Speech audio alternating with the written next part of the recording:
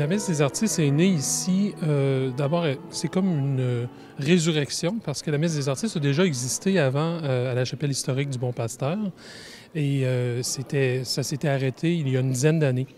Et puis nous, est venue l'idée ici de repartir ça pour un peu mousser l'intérêt autour du sanctuaire, le sanctuaire de Notre-Dame de Rocamadour qui reprend vie ici.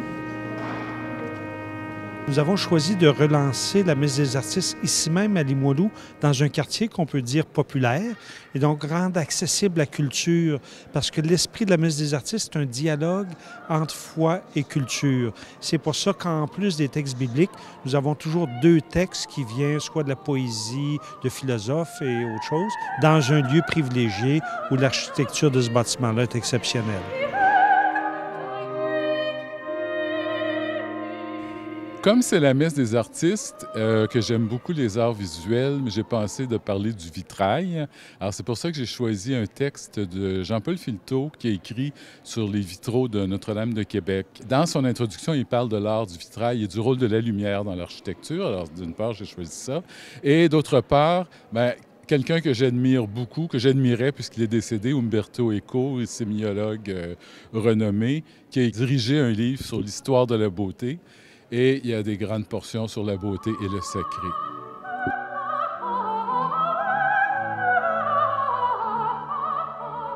Le concept qui est sous ça, c'est tout simplement de permettre à des jeunes artistes d'abord de pouvoir s'exprimer dans un cadre religieux parce que nos chanteurs lyriques ou nos musiciens d'orchestre, ils ne s'exécutent pas souvent dans des églises ou pas naturellement dans des églises. La différence entre chanter à l'église puis chanter dans des contrats plus, je dirais, formels, dans des salles de concert avec accompagnement d'orchestre ou piano, ou ces choses-là, c'est qu'ici, on sent qu'on est au service de quelque chose de plus grand que nous.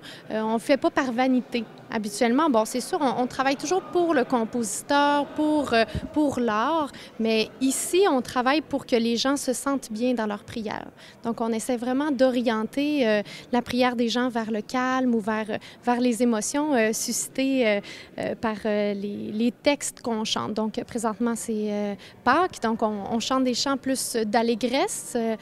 Puis ça, pour moi, c'est vraiment, je veux pas que les gens trouvent que je chante bien ou que je bien travaillé mon instrument. Pour moi, l'objectif, c'est que les gens se sentent apaisés puis soient inspirés dans la prière.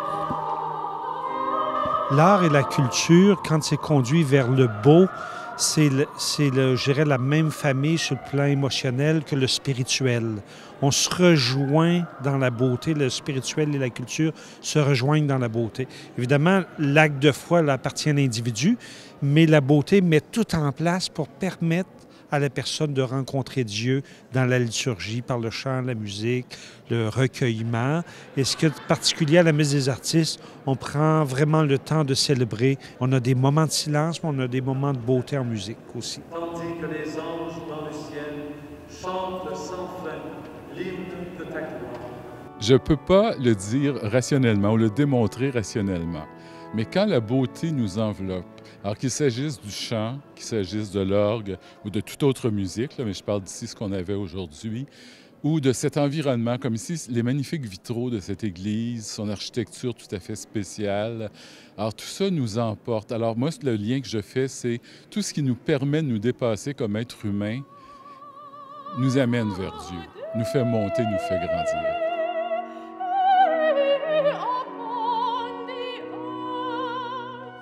Majoritairement, depuis le début, depuis novembre, on était à la 7e messe ce soir. Ce sont des chanteurs, majoritairement. Ce sont des gens issus du conservatoire ou de la faculté de musique, principalement des jeunes, de vingtaine, trentaine habituellement. Et on a eu une violoniste qui était à l'orchestre symphonique à un moment donné. Et on a un violoncelliste qui s'en vient, une femme qui joue du hautbois. Alors, on a toutes sortes de variétés. On va avoir des chorales à l'automne aussi. Et cet été, le Chœur de Québec va venir chanter au mois d'août. J'ai déjà présidé les liturgies de la messe des artistes, l'ancienne mouture dans la chapelle du Bon Pasteur. Je suis heureux que cette cet événement renaisse ici à l'Église Saint-Fidèle. Avant de commencer à travailler dans les églises, à chanter le dimanche et tout ça, c'est sûr que j'ai été élevée dans une famille catholique. J'ai eu mes sacrements, mais pas plus qu'il faut. Puis ce que ça a créé chez moi, de venir à l'église animée, ça me reconnectait avec ce que ça venait chercher en moi, puis comment je me sentais. Ça me reconnectait avec ma foi. On veut aussi donner la chance aux artistes de s'éveiller à la foi aussi là-dedans, parce que c'est pas tous les gens qui viennent faire de la musique ici qui sont à la messe la fin de semaine. On pense qu'en leur permettant de travailler dans un milieu comme ça, dans un contexte de liturgie, que ça peut éveiller chez certains aussi le désir de connaître plus Jésus, d'aller plus loin dans ça, de s'ouvrir à une intériorité plus grande.